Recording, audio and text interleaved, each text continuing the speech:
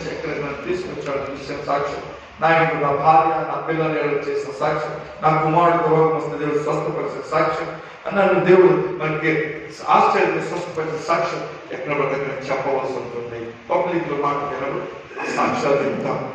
సంఘం చెప్పడం మంచిదే, బయట చెప్పుకోవాలి. హల్లెలూయా. అయితే ఆ సాక్ష్యం చెప్పినప్పుడు దేవుడికి మహిమ కలుగుతుంది. అనేకులు దేవుడు రక్షణలోకి వస్తారు, వారిని తీసుకొచ్చిన దేవుడికి ఫలం ఇస్తారు. అయితే ఆ అపొస్తలుల కార్యములు 2వ అధ్యాయంలో దేవుడు తాను చేసే పని అక్కడ చూపిస్తున్నాడు. చూస్తున్నాం త్వరగా. అపొస్తలుల కార్యములు 2వ అధ్యాయం ఆఖరికి వచ్చినప్పుడు ఒక మాట ఉంటారు, చూపిస్తాను. ఆఖరి వచ్చిన 40వ వచనంలో ఆనందంతోను నిష్కపట హృదయంతోను ఎవరు సంఘం అంతా ఆనందం ఉండాలి. నిష్కపటం, కపటం ఉండకూడదు. మనసులో మాట్లాడుకుని ఇంకొకరికి ఏదో చెప్పి అట్లా ఉండకూడదు. సంఘంలో అందరికి ఒకరి ఎడల ఒకరికి ప్రేమ ఉండాలి.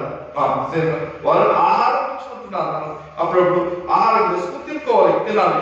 చెప్పు.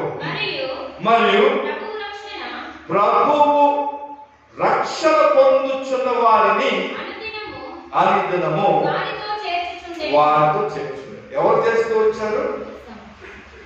ఎవరు చేస్తూ వచ్చారు వారితో? ప్రభువు. అక్కడ ఏం చెప్పాడు? అక్కడ ప్రభువు. చదువు, మరోసారి మాట చదువు. ప్రభువు చదువు. ప్రభు రక్షణ కాదు, ప్రభు రక్షణ కాదు. ప్రభువు అక్కడ ఆగిపోవచ్చు. ప్రభువు రక్షణ పొందిన వారిని, అట్లా చెప్తే అర్థమవుతుంది. ప్రభు రక్షణ పొందిన వారు కాదు, ప్రభువు రక్షణ పొందిన వారిని, పొందుతున్న వారికి అనుదినము వారితో చేర్చుచు. అంటే మీ పని సాక్ష్యం చెప్పే పని మీరు చేస్తున్నప్పుడు దేవుడు మనం దీవిస్తాడు. అయితే మీరు సాక్ష్యం చెప్పారు కదా, మీరు ఈ రోజు చెప్తారు సాక్ష్యం, అలా వెళ్ళిపోతారు. కొన్ని రోజులు ప్రభు తన ఆత్మ ద్వారా వారితో మాట్లాడుతూ ఉంటాడు. ఒక్క రోజే మనుషులు వచ్చారు సంఘానికి, వచ్చేది. సంవత్సరం అయింది పర్లేదు, అయితే సంఘం ఎదుగుతారు. అది మీ పని ఆగకూడదు. ప్రభు తానే సంఘంలో చేస్తూ ఉంటాడు. దానికి ఒక ట్రిక్ ఉంది. ఈ మాట 2వ అధ్యాయంలో ఆహ్వానించింది. ఎలాగ చేస్తూ వచ్చాడంటే దానికి ముందు జరిగిన ఒక అనుభవం ఉంది. అది మొదటి పరిశుద్ధాత్మ కుమ్మరింపు. పరిశుద్ధాత్మ కుమ్మరింపు జరిగినప్పుడు వారు పరిశుద్ధాత్మ పూర్లై భాషలతో మాట్లాడినప్పుడు అక్కడ చుట్టుపక్కల 3,000 కంటే ఎక్కువ మంది వచ్చేసి సువార్త విని ఒక్క రోజులో తీసుకున్నారు. కారణం ఏంటంటే అక్కడ ఒక సూచక క్రియ, దేవుని యొక్క శక్తి యొక్క ప్రభావము వారు చూడగలిగారు, చూసి నమ్మారు. మీ యొక్క సంఘములో దేవుని శక్తి యొక్క ప్రభావం ప్రతి వారం కనపడాలి. నేను చిన్నప్పుడు చర్చకి వెళ్తా ఉండేవాళ్ళం. బాగా చిన్నప్పుడు అంటే నాకు 6-7 సంవత్సరాల వయసు ఉన్న సమయంలో అక్కడ నేను చూస్తుండేవాడిని.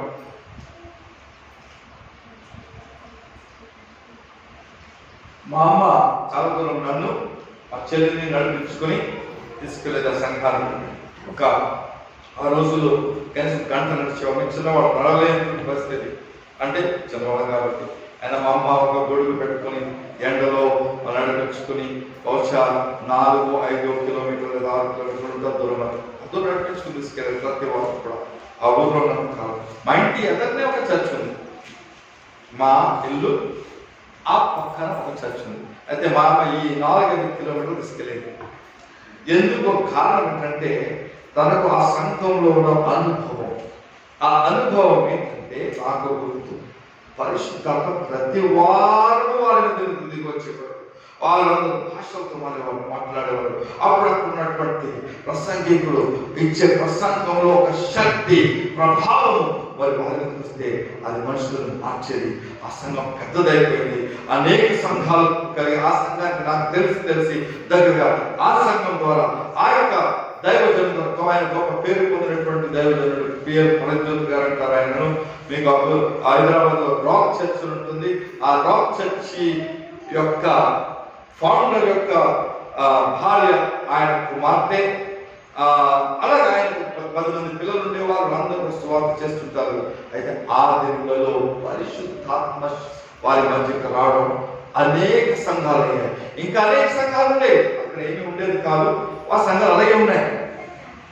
బాప్టిస్ట్ సంఘాలు, జీడిఎఫ్ సంఘాలు, లూథరన్ సంఘాలు ఉన్నాయి, అక్కడ ఏం జరగలేదు. అయితే ఈ సంఘం మాత్రం 400 సంఘాలైనట్టుగా నేను విన్నాను. హల్లెలూయా. 400 కాదు, అనేక పట్టణాలు, వేరు వేరు పట్టణాల్లో ఈ సంఘం వెళ్ళింది. ఆయన చేసిన పని చేశాడు. పరిశుద్ధాత్మకు స్థానం ఇచ్చేవాడు.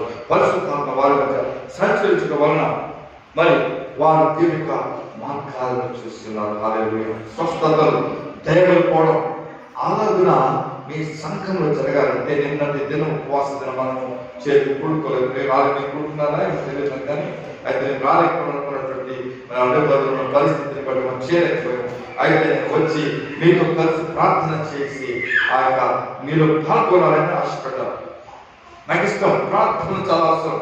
ఈ యొక్క ప్రత్యేక ప్రాంతం పరిశుద్ధాత్మకు స్థానించి అందరూ కూడా ఆత్మచేత నింపబడడానికి ఇష్టపడి ప్రభావితం కురిపించినట్టు పరిశుద్ధాత్మ కురిపించినప్పుడు మీరు శక్తి పొందేదారు. కాబట్టి ఆ శక్తి ఇతరులకు కనబడుతుంది. కాబట్టి ఆ లోకంలో చూసినప్పుడు ఆ శక్తిని బట్టి మన మధ్య